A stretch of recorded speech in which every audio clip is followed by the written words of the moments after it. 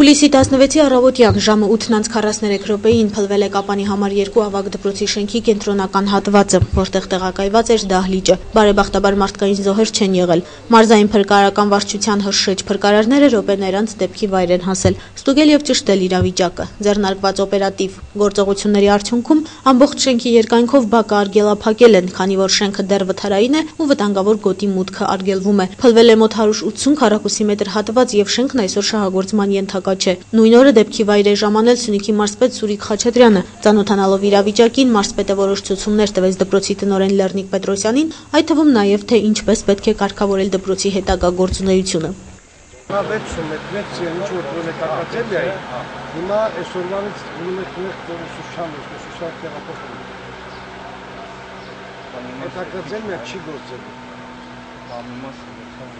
Բաստարկը տեղափոխենք առաջին դպրոցը։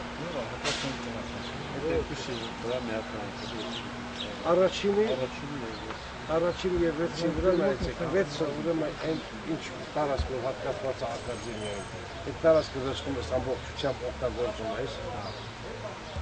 որտեղ այսօր դրանք ոչ հայտարարություն են տվել, ոչ այդպիսի բան կա։ Երևի թե այդ ակադեմիան հեսա 10 տարի է գաղափարը, նորից սկսել են, նորից տարածքը տվել են, բայց այդ ակադեմիան չի գործել։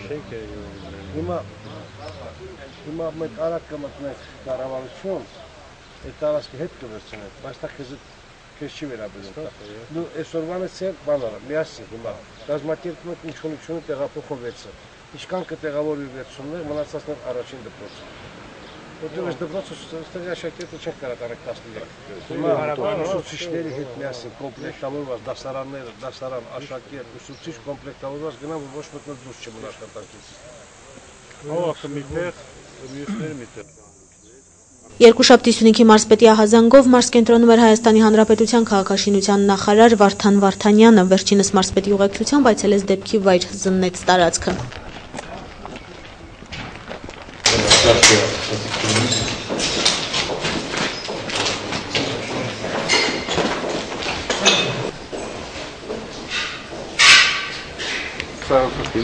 Մասնագիտական եզրակացություն է սեղացը ոնց է փաստացին, եթե կողքից գծա կառուցեն կանոն ինչ վիճակա մեր մոտ, նախագծողին էլ մի հատ ընդհանուր բան, եթե կողմի շինարարություն են կանոն վիճակը, մի հատ 3 հարկանի, ուրեմն նորից սեղացի վրա այս տեղը հանդիվի 3 հարկանի կարի։ Շինարարությունը հիմա դադարեցնում ենք, երևի մի 4 օրվա կտրվածքով մինչև շաբաթվա վերջ այդ եզրակացությունները տարբեր 1-2-3 փուլով ուրեմն մեզ մասնագիտական եզրակացություն ենք տալու։ Եվ այդ ընթացքում ստեղ եթե մենք շինարարությունը լանենք, անպայման մի հատ եկեղաբանական ուսումնասիրություններ նորից դնենք, ընդդեմ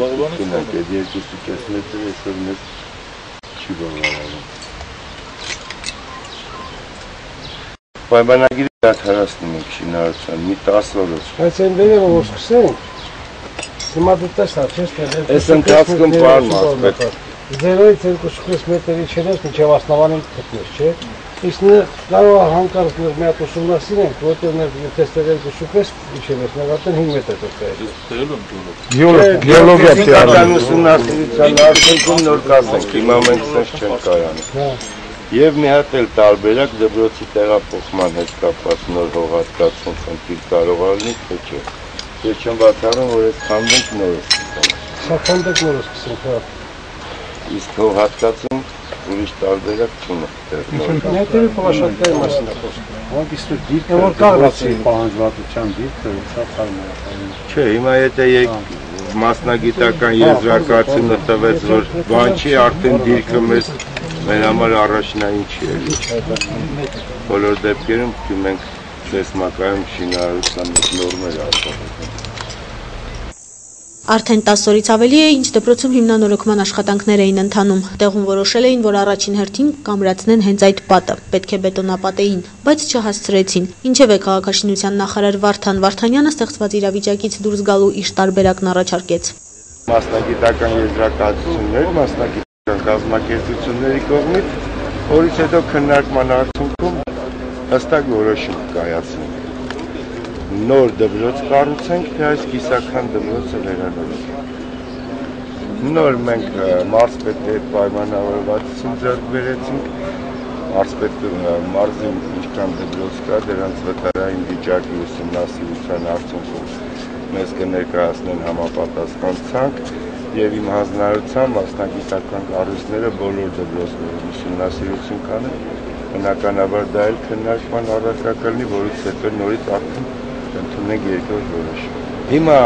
մենք արդեն հայեցակարգ ենք մշակում բազմաբնակարան շենքերի կառավարման եւ շահագործման առումով։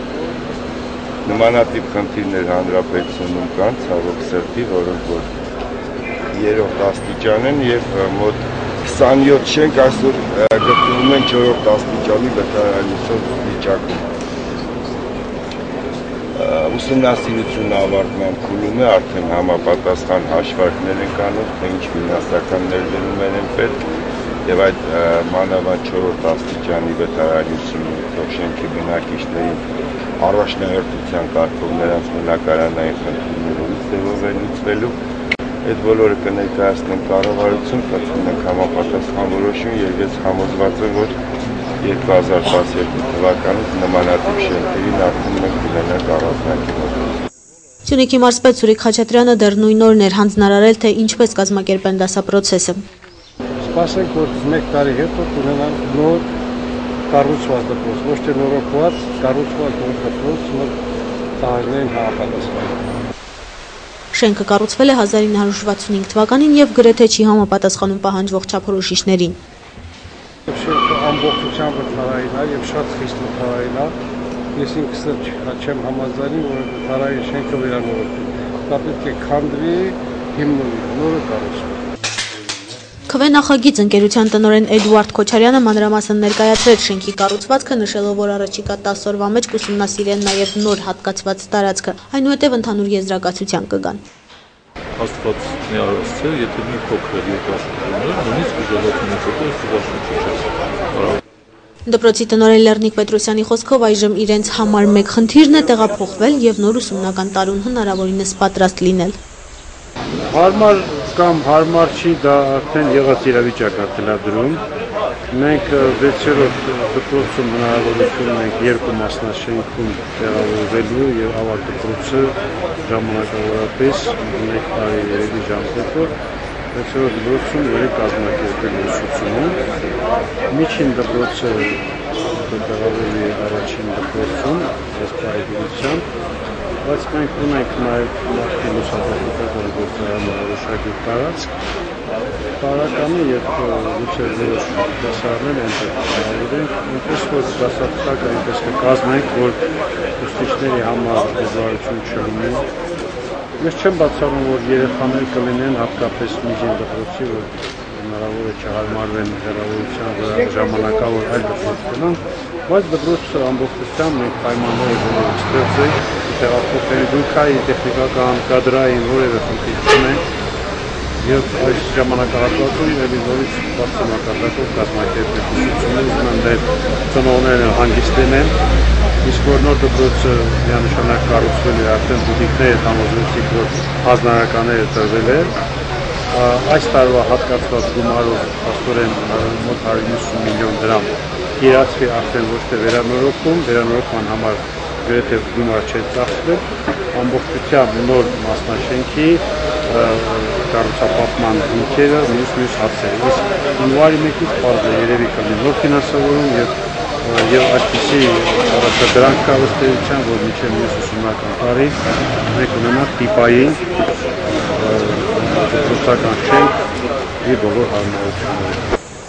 Փլուզման պատճառները դեռ հայտնի չեն, բայց արվում է հնարավորը արագ վերացնելու հետևանքները։ Կասկածից վեր է, որ կրթարանը քաղաքում լավագույններից մեկն է, ու տհաճ միջադեպը չպետք է առիթ հանդիսանա դպրոցի որակյալ կրթություն տալու գործընթացի վրա։ Կարծում ենք կարևոր չէ, թե ժամանակավորապես ուսումնական գործընթացը որ ծածկի տակ է տրվելու, այնպես որ ամենքս էլ կրթարանին աջակցելու սատարելու հանձնառություն պետք է ունենանք։ Առավել կարևոր է, որ մարդկային կորուստներ չունեցան, իսկ կրթարանի փորձառու պատասխանատուները կկարողանան մարզային իշխանությունների օգնությամբ ելք գտնել նաև այս ոչ դյուրին իրավիճակից։ Իդեպ Սյունիքի մարզային դատախազության մասնաշենքից եկեղեցի բացի ընկած ճանապարհահատվածը անվտանգության նկատառումներից ելնելով ժամանակավորապես երթևեկելի չէ։ Մարզային իշխանությունները խորհուրդ են տալիս զգույշ լինել եւ հնարավորինս խուսափել այդ հատվածով անցնելուց։